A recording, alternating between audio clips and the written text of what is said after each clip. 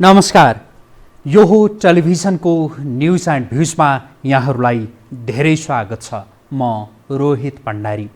दर्शकवृन्द, कुनै खास न्युज र त्यसमाथिको भ्युज हो न्युज एन्ड भ्युज। हामी केही दिन यता निरन्तर एउटै न्युजमा केन्द्रित छौँ। हामी मात्रै होइन, विश्वका सबै सञ्चार माध्यम यति बेला एउटै न्युजमा केन्द्रित छन्। त्यो हो कोरोना भाइरससँग सम्बन्धित न्युज।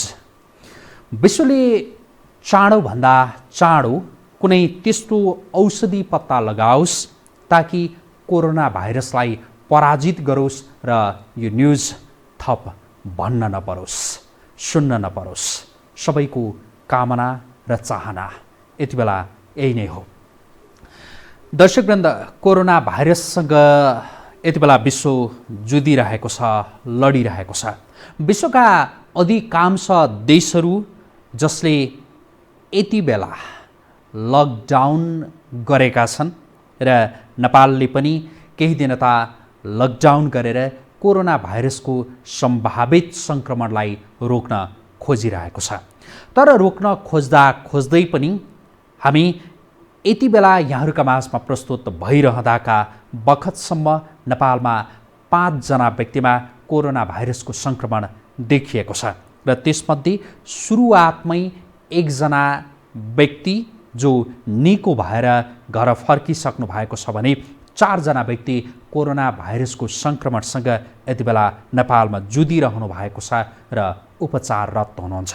उपचाररत रहनुभएका कोरोना सङ्क्रमितहरूको शीघ्र स्वास्थ्य लाभको कामना। सरकारले केही दिन अगाडि जो लकडाउन गर्यो, लकडाउन गरिसकेपछि यति बेला नागरिकहरूले यसको पूर्णतः पालना गरिरहेको अपेक्षा सरकारले पनि गरेको छ र हामीहरू पनि त्यही अपेक्षा गर्दछौँ र आग्रह पनि गर्दछौँ कि लकडाउनको पूर्णतः पालना होस्। तर लकडाउन भइरहँदा स्वाभाविक रूपमा जनजीवन अत्यन्तै कष्टकर र सकसपूर्ण बनिरहेको छ। जनजीवन कष्टकर बनिरहँदा सरकारले एकपछि अर्को गर्दै केही निर्णयहरू गरेको छ।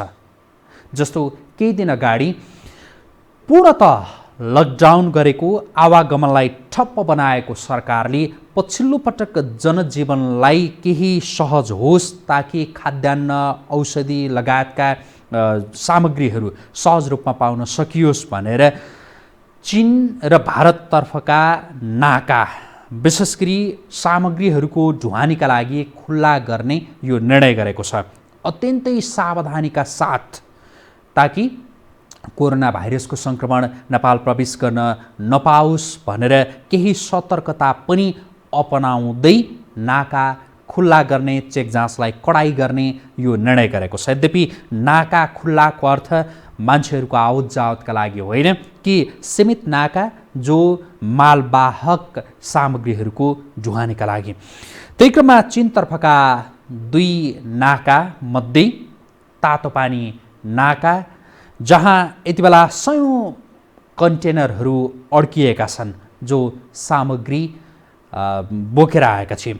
तर ती कन्टेनरहरू अड्किएको नेपालले पछिल्लो पटक जो लकडाउन गरिसकेपछि मात्रै होइन, चीनमा जब कोरोना भाइरस देखियो, कोरोना भाइरस देखिसकेपछि नै नेपालतर्फका ती कन्टेनरहरू आउने र जाने काम ठप्प भएका हुन् र अहिले पछिल्लो पटक सरकारले नाका जो मालवाहक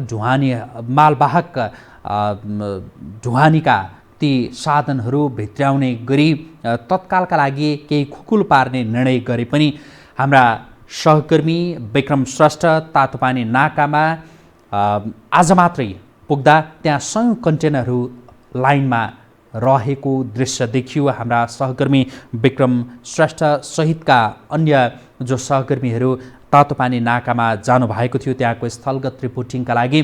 त्यहाँ जाँदा त्यहाँको अवस्था सोचेभन्दा केही फरक पाइयो। विशेष गरी त्यहाँ तातोपानी नाका जहाँ रहेका व्यवसायीहरू जसले आवागमनलाई अत्यन्तै सावधानीका साथ केही खुकुलो पार्नका लागि आग्रह गरे। यो आग्रह एकातिर व्यवसायीहरूको थियो अनि अर्कातिर स्थानीयहरू जसमा कोरोना भाइरसको त्यो भय देखिन्थ्यो। हाम्रा सहकर्मीहरूसँगको कुराकानीमा ती भय र केही आशा, केही अपेक्षा, व्यवसायीहरूले केही आशा र अपेक्षा व्यक्त गरे र स्थानीयहरू जसले ती भयका शब्दहरू व्यक्त गरे। अबको क्रममा यहाँहरूका माझमा हाम्रा सहकर्मी विक्रम श्रेष्ठले गरेको स्थलगत रिपोर्टिङ, तातोपानी नाका त्यस आसपासको स्थलगत रिपोर्टिङ यहाँहरूका माझमा हामी प्रस्तुत गर्छौँ। अबको क्रममा सहकर्मी विक्रम श्रेष्ठको स्थलगत रिपोर्टिङ। आदरणीय दर्शकबिन्द नमस्कार, म विक्रम श्रेष्ठ। दर्शकबिन्द, यति बेला हामी आइपुगेका छौँ नेपाल र चीनको सीमावर्ती क्षेत्र सिन्धुपाल्चोक जिल्लाको तातोपानी आसपासको क्षेत्रमा, जुन हामी यो स्थलमा उभिएका छौँ यो नेपाली भूमि हो र पारितर्फ तपाईँ देख्न सक्नुहुनेछ चीन, र यो जुन अगाडिको पुल हो यो मितेरी पुल हो। कोरोना भाइरसको विश्वव्यापी सङ्क्रमणको बीचमा चीनको हुवाई प्रान्तबाट सुरु भयो र त्यो हुवाई प्रान्तबाट कोरोना भाइरसको सङ्क्रमण सुरु हुँदै गर्दाखेरि यति बेला युरोपियन देशहरू हुँदै नेपालमा समेत कोरोना भाइरसको सङ्क्रमण सुरु भएको छ। यद्यपि छिमेकी देश चीनबाट सुरु भएको त्यो कोरोना भाइरसको सङ्क्रमण मितेरी पुल यहाँ आइपुग्दाखेरि यो नाका सम्पूर्ण रूपमा बन्द छ। तपाईलाई हामी दृश्यमा देखाउँछौँ। क्यामेरामा डिभिजी हुनुहुन्छ। यो पुल हो, पारिपट्टि चीन छ, चीनको भूभाग हो र चीनको अध्यागमन विभाग छ अगाडितिर, र बीचमा यो ठुलो ठुलो गेट राखेर, बार राखेर यो पुललाई ब्लक गरिएको छ। यो नाका बन्द हो, नाकालाई सिल गरिएको। दुई देश बीचको नाका बन्द हुँदै गर्दाखेरि दुई देश बीच आवत जावत रोकिएको छ। आवत जावत त रोकिएको छ भने ढुवानी कार्यहरू रोकिनु स्वाभाविक रूपमा हो, र नेपाल सरकारले 14 गते मात्रै निर्णय गरेको छ कि चीनसँगको दुवैतर्फको नाका खोल्ने निर्णय गरेको छ। दुवैतर्फको नाका भन्नाले एक सिन्धुपाल्चोकको तातोपानी क्षेत्रमा रहेको यो नाका र अर्को हिमाली जिल्ला रसुवामा रहेको अर्को केरुङ नाका, यी दुवैवटा नाका खोल्ने निर्णय गरेको छ। निर्णय यस कारणले गरेको छ कि कोरोना भाइरसको सङ्क्रमण भारतमा फैलिँदै गर्दाखेरि यदि भारतीय नाकामा सम्पूर्ण रूपमा त्यसलाई सिल गर्नुपर्ने अवस्था आयो भने खाद्यान्न ढुवानीदेखि लिएर औषधि अथवा कोरोना सङ्क्रमण नियन्त्रणका लागि चाहिने आवश्यक पूर्वाधारहरू, प्रविधिहरू आयातका लागि यो नाका खुल्ला गरिनुपर्छ र यहाँबाट आयात गरिनुपर्छ भन्ने उद्देश्य, त्यो हेतुले सरकारले पूर्व तयारी स्वरूप नाका खोल्ने निर्णय गरेको हो। नाका खोल्ने निर्णय गरेको 2 दिन बित्यो, तर सम्बन्धित निकाय जो यस अध्यागमन क्षेत्रको स्थानीय तहलाई, जिल्ला प्रशासन कार्यालयलाई त्यस्तो खालको कुनै लिखित पत्र वा जानकारी नआएको सम्बन्धित अधिकारीहरूले हामीलाई जानकारी दिनुभएको छ। यद्यपि यहाँको अवस्था के कस्तो रहेको छ भनेर हामीले जानकारी लिनका लागि स्थलगत रूपमा हामी यो पुलमा उभिएका छौँ। यो मितेरी पुल हो दर्शकबिन्द। आज हामी यहाँ उभिएर बोल्दै गर्दाखेरि हामी यहाँलाई अझ यो दृश्यको बारेमा जानकारी गरौँ। यो पुल, मितेरी पुल, नेपाल र चीन बीचको मितेरी सम्बन्धलाई कायम राख्ने हेतुले यो पुलको नाम मितेरी पुल राखिएको हो र यो पुल सम्पूर्ण रूपमा ब्लक छ, बन्द छ। यहाँबाट आवत जावत वारिपारी आउने जाने क्रम सम्पूर्ण रूपमा बन्द गरेको छ। पारितर्फको अवस्था हेर्ने हो भने पनि पारी पनि सम्पूर्ण रूपमा सुनसान देखिएको छ। चीनका केही अध्यागमन लगायतका सम्बन्धित कार्यालयका अथवा सेक्युरिटीका अफिसहरू पनि यति बेला सुनसान देखिन्छ। पारिपट्टि हामीले नाङ्गो आँखाले हेर्दाखेरि सेक्युरिटीको कोही पनि अधिकारीहरू त्यहाँ देखिएको छैन। यो तातोपानी नाकाको यो महत्त्वपूर्ण भवन हो चीनको कार्यालयको, र यो कार्यालय भूकम्पमा परेर भत्किएको थियो, भग्नावशेषमा पुगेको थियो। यद्यपि यसको पुनर्निर्माण अहिले पनि जारी रहेको छ। हामी तपाईँलाई दृश्यमा देखाउँछौँ। हामी आज यहाँको स्थलगत रूपमा महत्त्वपूर्ण जानकारीहरू दिने प्रयत्न गरिरहेका छौँ दर्शकबिन्द। यति बेला चीनको यो स्वशासित क्षेत्र तिब्बतियन क्षेत्रभित्र पर्दछ र यहाँ आइपुग्दाखेरि यति बेला अब यो नाका सुचारू हुँदै गर्दाखेरि यसले महत्त्वपूर्ण सहयोग गर्नेछ नेपालको व्यावसायिक क्षेत्रमा अथवा नेपालको अर्थतन्त्रमा समेत यसले महत्त्वपूर्ण टेवा पुर्याउनेछ। 2072 साल वैशाख 12 गतेको भुइँचालो अघिसम्म यो नाका एकदम नियमित रूपमा, चुस्त दुरुस्त रूपमा सञ्चालनमा रहेको थियो, तर भूकम्पमा परिसकेपछि यस क्षेत्रमा धेरै ठुलो क्षति पुग्यो। यहाँका रोडहरू भत्किए, यहाँका गाउँहरू सम्पूर्ण रूपमा उठिवास लाग्यो त्यति बेला। त्यस कारणले गर्दाखेरि यो नाका सम्पूर्ण रूपमा बन्द थियो। चीनको स्वशासित क्षेत्रमा पनि यसले ठुलो क्षति पुर्याएको थियो। यद्यपि त्यसपछि बन्द रहेको यो नाका गत जेठ 15 गते नाका सञ्चालन गर्ने भनेर दुवै देशका सम्बन्धित अधिकारीहरू आएर यहाँ यो पुलको उद्घाटन गर्दै नाका सुचारू गर्ने त्यतिखेर निर्णय भएको थियो। यद्यपि त्यसको लामो समयपछि मात्रै यसको दुई देश बीचको ढुवानी सेवाहरू सुरु भएको थियो। यद्यपि कोरोना भाइरसको सङ्क्रमण सुरु भइसकेपछि नेपाल चीन नाका पुनः अवरुद्ध हुन पुग्यो र त्यो अवरुद्ध हुँदै गर्दाखेरि अहिले पनि यो नाका सुनसान अवस्थामा छ। रोडमा एउटा कमिला समेत हिँडेको हामी देख्दैनौँ। भनाइको अर्थ यसको साङ्केतिक अर्थ चाहिँ सुनसान छ यो नाका सम्पूर्ण रूपमा र नाका सुनसान हुँदै गर्दाखेरि नेपालको यस क्षेत्रको अध्यागमन कार्यालयदेखि लिएर अरू सम्पूर्ण सम्बन्धित कार्यालयहरू बन्द अवस्थामा रहेको छ। सेक्युरिटी अथवा नेपाल प्रहरी र सशस्त्र प्रहरीले यहाँको सुरक्षालाई जिम्मा लिएर सुरक्षा दिइरहनु भएको छ र यो पुल पारी हामी देख्न सक्छौँ र यो जुन अहिले दृश्यमा देखिरहनु भएको छ यो नेपालतर्फको भूभाग हो र नेपालको अध्यागमन विभाग हो। ठुल्ठुला कन्टेनरहरू सडकमा लस्करै राखिएको हामीले थुप्रै आउँदाखेरि पनि देखेका छौँ र दृश्यमा पनि यहाँहरूलाई देखाउन चाहन्छौँ। यो नेपालतर्फको भवनहरू हो। नेपालको जुन अवस्थामा छ नेपाल त्यसको एउटा प्रतिनिधित्व पनि गर्दछ। पुरानो खालको भत्किन लागेको र एकदमै जीर्ण अवस्थाका भवनहरू हामी देख्न सक्दछौँ दृश्यमा। र यस लगत्तै हामीले पारीतर्फ हेर्ने हो भने पारी एकदम सुविधा सम्पन्न एकदम चिल्ला भवनहरू हामीले देख्न सक्दछौँ। पारीपट्टि सडकहरू त्यही अवस्थामा छ। निर्माण कार्य भइरहेको छ। यो चीनको भूभाग हो। दृश्यमा त तपाईँले जो देखिरहनु भएको छ यो चीन हो र चीनको यो नाकाहरूमा आइपुग्दै गर्दाखेरि पारीपट्टि हामीले दृश्यमा देखाउन सक्छौँ। माथि हिमाल हाँसिरहेको छ अथवा डाँडामा हिमपात भएपछि डाँडालाई सेताम्य हामी देख्न सक्दछौँ।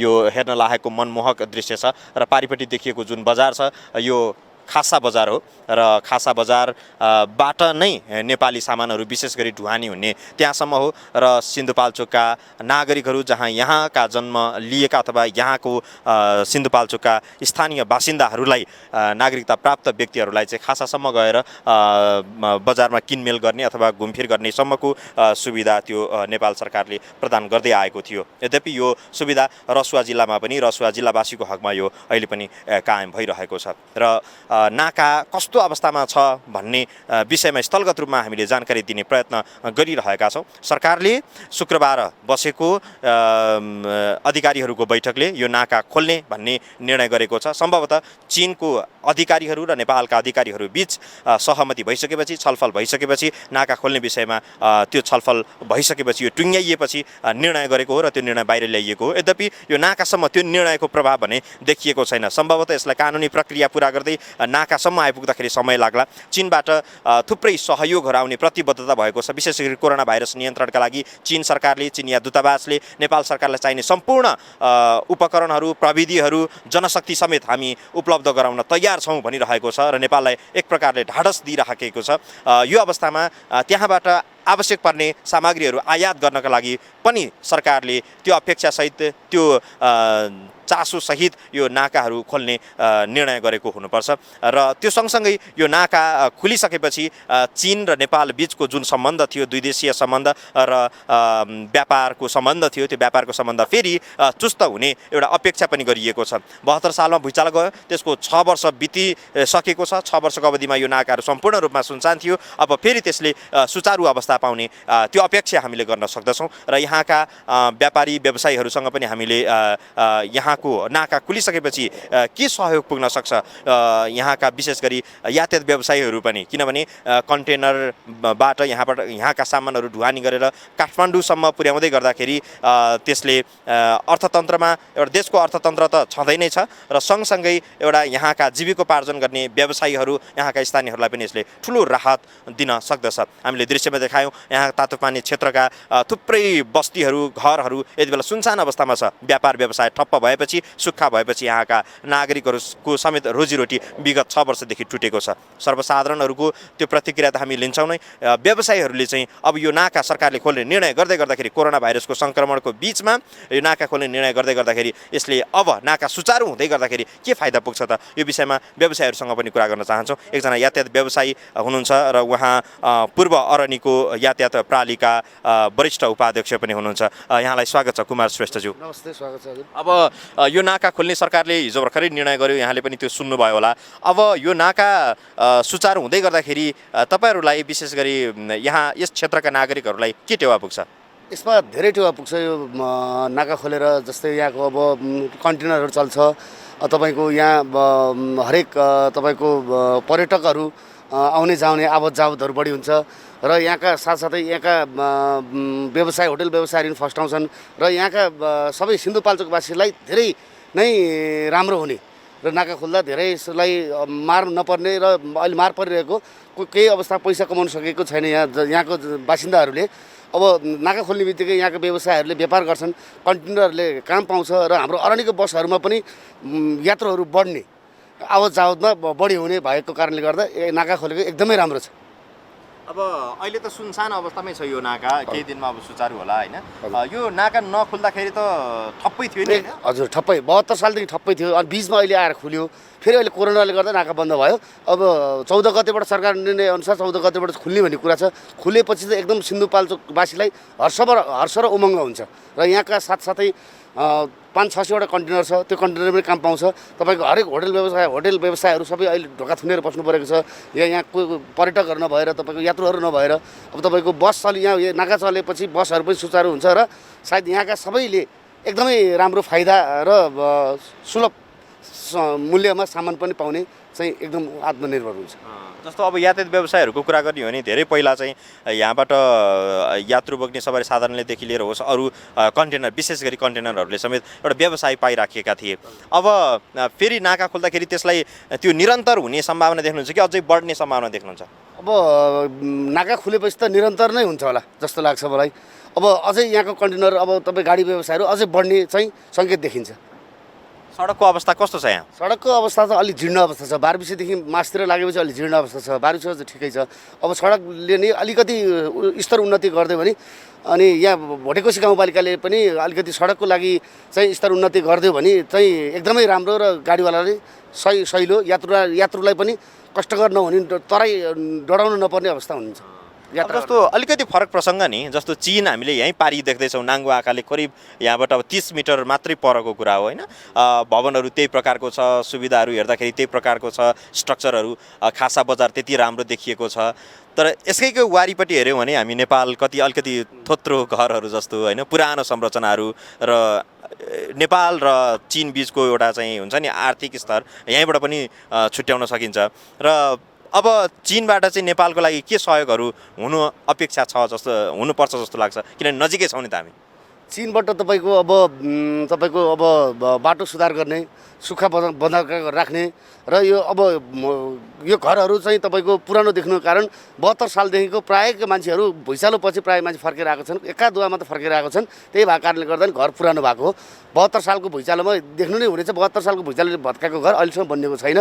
यो अवस्था छ यहाँको। नाकापाती नाका बन्द भएको कारणले नै गर्दाखेरि तपाईँको यो घर बन्न नसकेको हो, नत्र एकदम राम्रो हुनेछ। पहिला कस्तो थियो नाका सञ्चालन हुँदाखेरि, भूकम्प जानुभन्दा अगाडि अवस्था कस्तो थियो यहाँको? एकदम राम्रो थियो। एकदम होटल व्यवसाय राम्रो थियो, घरहरू पनि एकदमै राम्रो थियो। तपाईँको नाका बन्द जब 72 सालको भुइँचालो गयो, भुइँचालोपछि चाहिँ जीर्ण अवस्थामा देखिएको। हस्, तपाईँलाई धेरै धेरै धन्यवाद। धन्यवाद। र आदरणीय दर्शकवृन्द, हामी यति बेला यो मितिरी पुलमा रहिरहेका छौँ। यो नेपालकै भूमिमा छौँ यति बेला हामी, र अलिकति यता आउँ डिभिजी। यो मितेरी पुल हो। अब पुल सुरु भयो, पुलको स्ट्रक्चर, र यो नेपाल र चीन बिचको यो पुल हो, मितेरी पुल हो। यो तल जो खोला बगिरहेको छ र यो चीनदेखि सुरु भएको खोला हो। यो हामी भोटेकोसी नदीको रूपमा हामीले चिन्दै बुझ्दै आइरहेका छौँ र विश्व सामु नै भोटेकोसी नदीको चर्चा परिचर्चा व्यापक रहिरहेको छ। र हामी यहाँको वस्तुस्थिति के कस्तो छ त? सरकारले यो निर्णय गरिसकेपछि यहाँका व्यवसायहरू के भन्छन्, उनीहरू के अपेक्षा गरिरहेका छन्, उनीहरू कति खुसी छन्, यो विषयमा हामी बुझ्नका लागि यहाँका व्यवसायी विशेष गरी लामो समयदेखि चीनबाट नेपाल विशेष गरी खाद्यान्नका सामानहरू, फलफुल, त्यसै गरी रेडिमेड लत्ता कपडाहरू समेत आयात गर्नका लागि व्यवसायमा तल्लीन रहनुभएका एकजना व्यवसायी हामीसँग हुनुहुन्छ, दिनेश श्रेष्ठ। यहाँलाई स्वागत छ। धन्यवाद। अब यो नाका फेरि सुचारू हुने अब लगभग सङ्घारमा आइपुगेको छ, कोरोना सङ्क्रमणको बिचमा पनि। तपाईँहरूले यसलाई कसरी हेरिरहनु भएको छ? अब एकदम नाका खोल्यो भने त सबैलाई राम्रो हो होइन। अब यहाँ सिन्धुपाल्चोकको यो नाकाको जनताहरूदेखि लिएर सबैलाई राम्रो हुन्छ। जोस् अब यहाँ अब दिनकै आज कमाए आजै खाने, भोलि कमाए भोलि खानेहरू धेरै छन् होइन। अब उनीहरूको लागि पनि धेरै राम्रो हुन्छ, सबैलाई राम्रो हुन्छ। अब यो काठमाडौँबाट एकदम नजिकको नाका पनि हो यो होइन। व्यापारीहरूलाई पनि अलिकति सुविधा हुन्छ, अरू यो नाकाभन्दा अरू टाढा छ। अब खर्च गाडी भाडादेखि सबै आउँछ, बढी आउँछ। यो नाका खोल्यो भने राम्रो हुन्छ। अब यो नाका बन्द हुँदाखेरि तपाईँहरूले व्यवसाय परिवर्तन गर्नुभयो कि त्यही व्यवसायमा हुनुहुन्छ? किनभने 6 वर्ष भनेको त लामो समयावधि हो। व्यवसाय त यही गरिरहेछ। कसरी?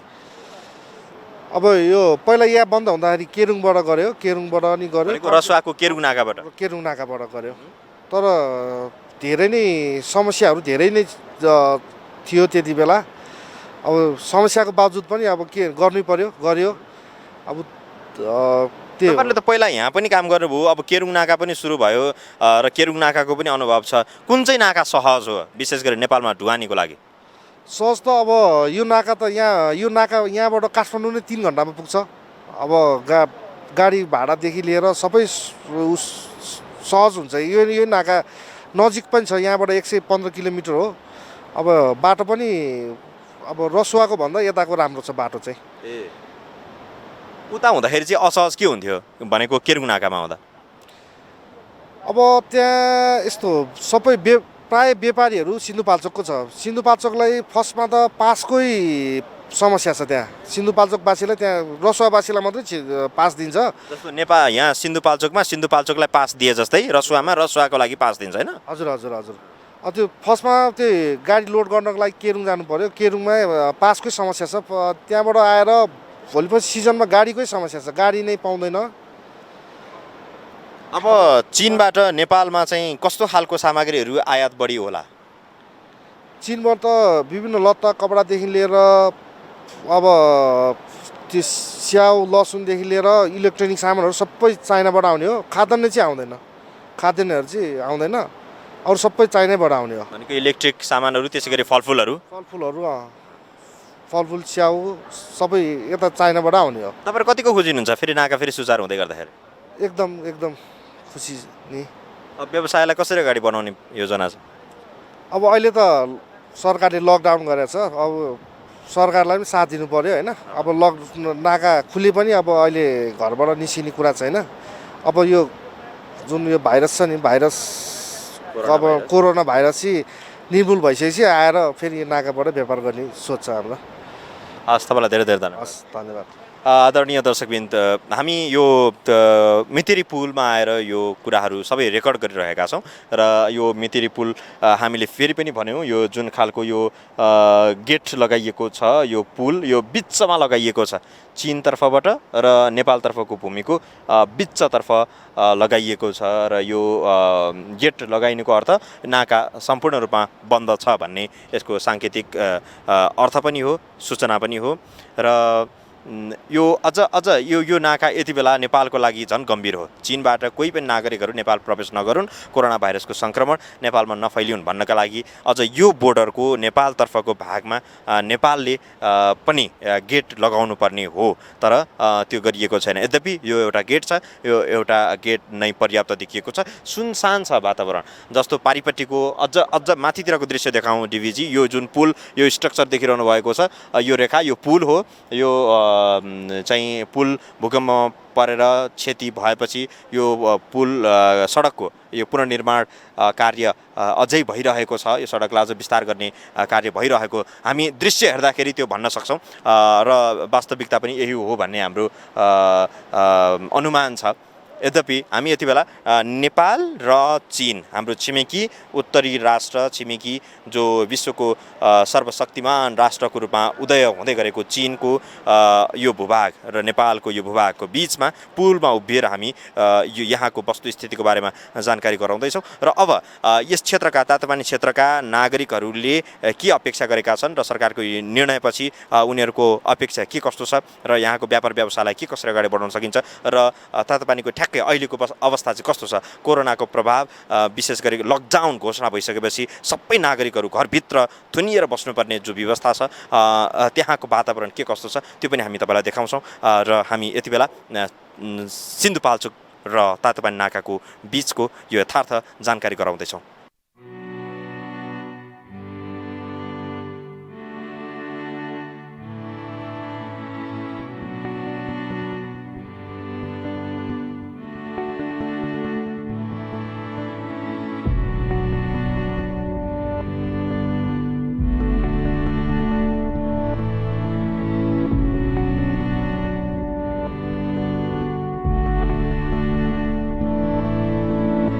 नाका खोल्ने कुरा गरेको छ नि सरकारले। सरकारले नाका खोल्ने कुरा गर्दा त यहाँको यो नाका खोलेर यहाँको मान्छेलाई चाहिँ फेरि समस्या पर्छ नि। तपाईँको यो रोग लाग्यो भने अब औषधि उपचार नहुने रहेछ। अनि चाइनामा चाहिँ रोग आछ भन्छ। अनि अब चाइनामा रोग आइसकेपछि त यो डाइरेक्ट गाडी यहाँ आउँछ, यहाँको मान्छेलाई समस्या पर्न जान्छ नि। औषधि उपचार औषधि छैन भन्छ।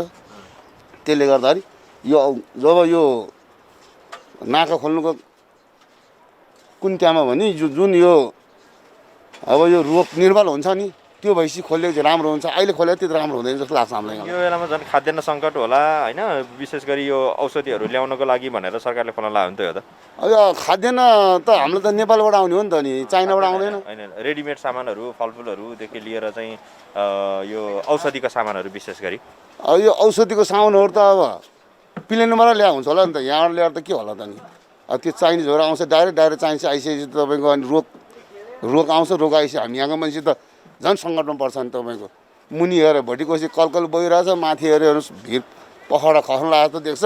त्यसले गर्दा यहाँ औषधि उपचार गर्ने ठाउँै हुँदैन नि, हामीलाई ठुलो समस्या पर्छ नि। नाका त अब यो सबै चेक जाँच गरेर खोल्यो भने राम्रै हो। अब त्यस्तो रोग लागेको बेलामा खोल्नु त अब नहुने नै हो। अब त्यही पनि चाइनाले धेरै सहज गरेरै खोल्ला नि। अब उनीहरूलाई पनि अब सचेत भएर त खोलिहाल्छ। अब उनीहरूको नि अब यस्तो रोग लागेकै मान्छे त आउजो त दिँदैन। उनीहरूले नि पठाउने भए त उहिले नै पठाउँथ्यो।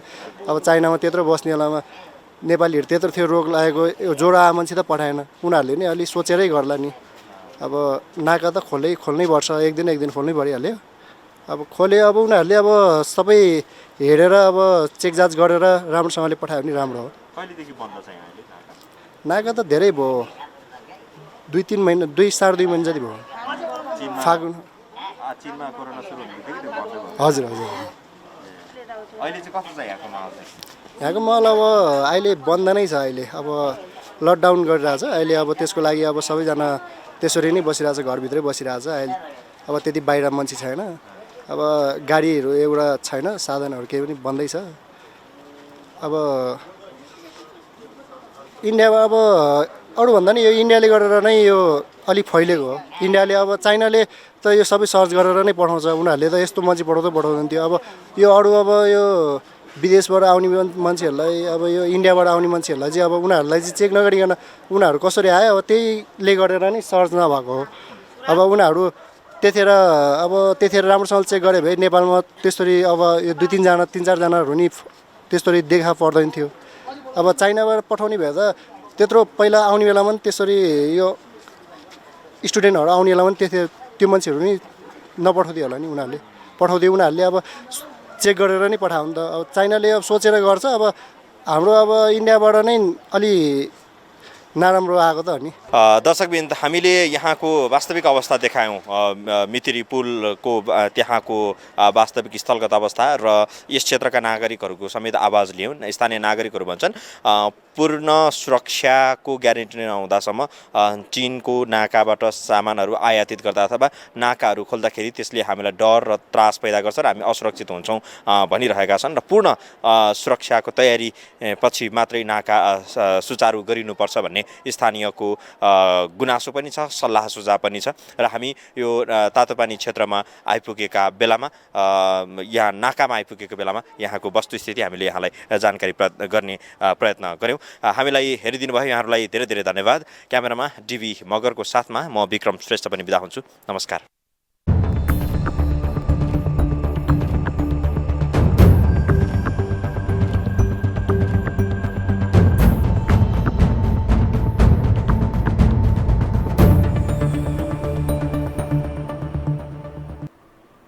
हाम्रा सहकर्मीहरू विक्रम श्रेष्ठ र डिबी मगरको स्थलगत रिपोर्टिङ यहाँहरूका माझमा हामीले प्रस्तुत गऱ्यौँ। दर्शकवृन्द, चीनतर्फको नाका सामान ढुवानीका लागि खुल्ला गर्ने सरकारको निर्णयपछि सीमा नाकामा रहेका, तातो पानी नाकामा रहेका स्थानीयहरूको भनाइ के छ त्यो बुझ्नका लागि हाम्रा सहकर्मीहरू तातो पानी नाकामा पुग्नु भएको थियो। त्यहाँ पुगेर स्थानीय व्यवसायीहरू र सर्वसाधारणहरूसँग बुझ्दा जुन प्रतिक्रिया पाइयो त्यो जस्ताको तस्तै यहाँहरूका माझमा हामी प्रस्तुत गरिरहेका थियौँ।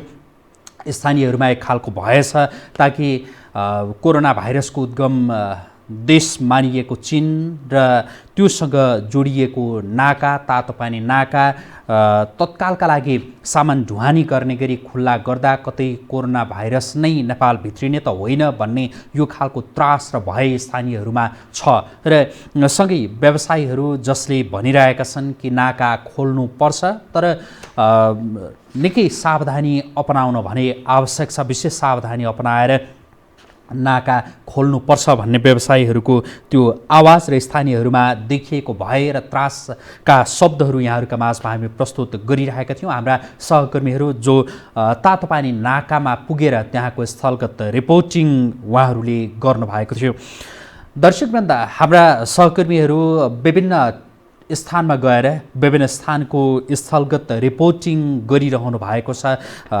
केही दिन त लकडाउनमा छ देश र लकडाउनमा रहिरहँदा विभिन्न ठाउँको अवस्था के छ त्यो हामीले बुझिरहेका छौँ। अब केही बेरपछि हामी काठमाडौँका भित्री भागहरूको अवस्था कस्तो छ भनेर केही बेरपछि देखाउँछौँ। तर त्योभन्दा अगाडि चाहिँ हामी यहाँहरूका माझमा एउटा रिपोर्ट प्रस्तुत गर्दैछौँ कि सरकारले विशेष प्याकेजको घोषणा गरोस् भनेर यति बेला सर्वत्र आवाज उठिरहेको छ। लकडाउन भइरहँदा जनजीवन कष्टकर बनेको छ। खाद्यान्न, त्यसै गरी अन्य औषधि लगायतका जो अत्यावश्यकीय सामग्रीहरूको समेत केही ठाउँमा अभाव देखिन सुरु भएको भनेर भनिएको छ। स्थानीयहरूबाट त्यो खालको गुनासो आउन थालेको छ र यो गुनासो आइरहँदा सर्वसाधारणहरूले सरकारसँग माग गरेका छन् कि तत्काल राहत प्याकेज घोषणा गरियोस् र घर घरमा सरकारले खाद्यान्न लगायतका सामग्रीहरू त्यो पुर्याइदिने व्यवस्था गरोस् भनेर भनिरहेका छन्। प्याकेजको घोषणा होस् भनेर सर्वत्र आवाज उठिरहँदा सरकारले भने, सरकारका मन्त्रीहरूले भने केमा विश्वस्त तुल्याउन खोजिरहेका छन् भने कोही पनि भोकै बस्न पर्दैन, त्यो भएर कोही पनि चिन्तित नहुनुहोस् भनेर सरकारका मन्त्रीहरूले यो खालको आश्वासन दिइरहेका छन् र विश्वस्त तुल्याउन खोजिरहेका छन्। तर जनतालाई यो खालको आश्वासन दिइरहँदा र जनतालाई विश्वासमा लिन खोजिरहँदा कस्ता खालका तयारीहरू गरिरहेको छ सरकारले, यो यति बेला सबैले चासोका साथ हेरिरहेको र पर्खिरहेको विषय हो। र त्यही भएर यति बेला हामी सरकारले गरिरहेको तयारी कस्तो छ योसँग सम्बन्धित एउटा रिपोर्ट यहाँहरूका माझमा प्रस्तुत गर्छौँ। सरकारले लगाएको लकडाउनका कारण बजारहरू ठप्प छन् भने उद्योग कल कारखाना सबै बन्द छन्, जसले गर्दा दैनिक ज्यालादारीमा आफ्नो र परिवारको जीवन निर्वाह गर्ने न्यून आय भएकाहरूलाई समस्या हुन थालेको छ।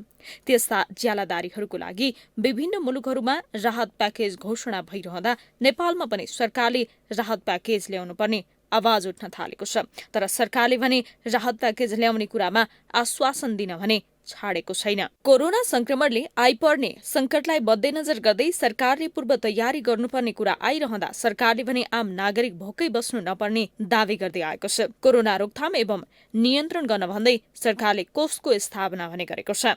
सोही कोषमा 15 करोड 31 लाख रुपैयाँ जम्मा भइसकेको छ भने 50 करोड रकम राख्ने भएको छ।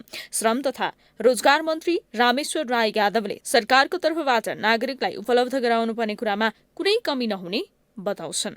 र नेपाल सरकारसँग भएको साधन स्रोतको र यो दैनिक जिम्मेदारीमा काम गर्ने व्यक्तिहरूको तथ्याङ्क दुईटैलाई एक ठाउँमा राखेर हामी एउटा प्याकेज को घोषणा गर्ने सरकारी योजना रहेको छ।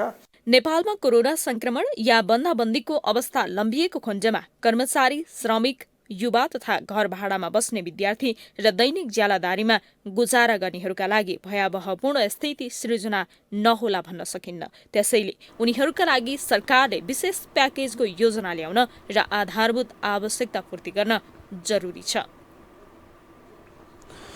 यति बेला यो लकडाउन भइरहँदा सबै क्षेत्रका व्यक्तिहरूलाई सकस छ, तर त्यसमा पनि दैनिक ज्यालादारी मजदुरी गरेर जीविकोपार्जन गर्नुपर्ने, बिहान बेलुकाको हातमुख जोड्नु पर्ने अवस्थामा रहेकाहरूको अवस्था यति बेला साँच्चै भयावह छ र कठिन छ। ताकि दैनिकी कसरी गुजारा गर्ने, बिहान बेलुकाको हातमुख कसरी जोड्ने, यति बेला यो चिन्ताले पिरोलिरहेको छ। र यही क्रममा हामीले श्रम तथा रोजगार मन्त्रीसँग कुराकानी गरेर सोधेका थियौँ कि के छ सरकारको तयारी। त्यहीसँग सम्बन्धित रिपोर्ट यहाँहरूका माझमा हामीले प्रस्तुत गरिरहेका थियौँ।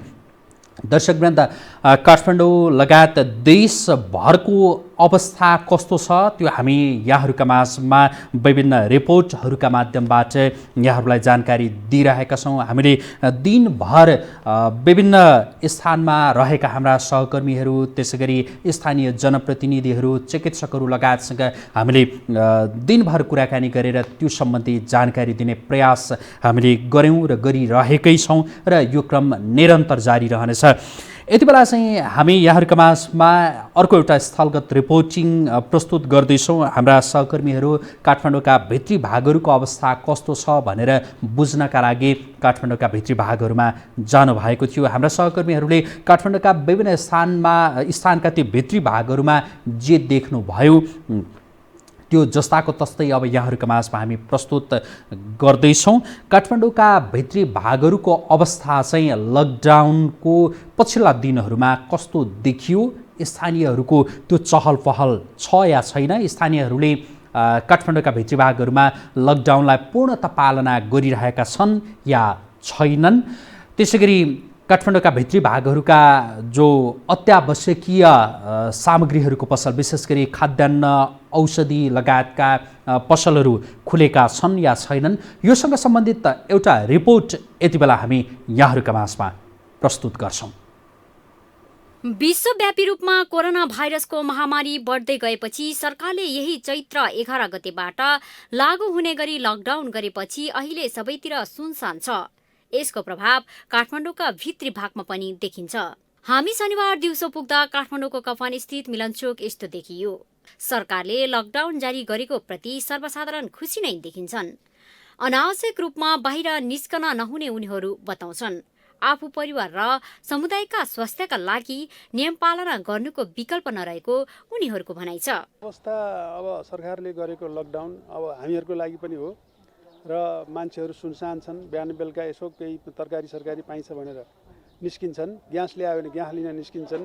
यहाँको वातावरण चाहिँ सरकारले लागू गरेको चाहिँ नि लकडाउनको चाहिँ नि पूर्ण पालना भएको छ। यो हिँड्नु नै मूर्खता हो। यो सबै कस्तो भन्दा आफ्नो लागि नै आफ्नै सेफ्टीको लागि भनेको हो, अरूको लागि त भनेको होइन। तर कस्तो भन्दा कतिपय चिजहरू बाध्यता पनि छन्। अब सरकार त्यही हो, सरकार कानमा तेल हालेर चुपो लगाएर बस्छ, ऊ आफ्नै उपचार गर्दैमा ठिक हुन्छ। गरिब दिन दुखीको हेर्दैन उसले। लकडाउन त गरिदियो तर भोलिको पीडा मान्छेले कतिपय व्यक्तिले खान नपाउने स्थिति आइसकेको छ आज 5औं दिन हुँदैमा। त्यो चाहिँ हेर्न उसले हेरेको छैन। चाहे मान्छे मरोस् चाहे बाँचोस् उसलाई मतलब छैन। उसलाई सिर्फ आफ्नो पद र कुर्सीको मात्रै मान्यता छ।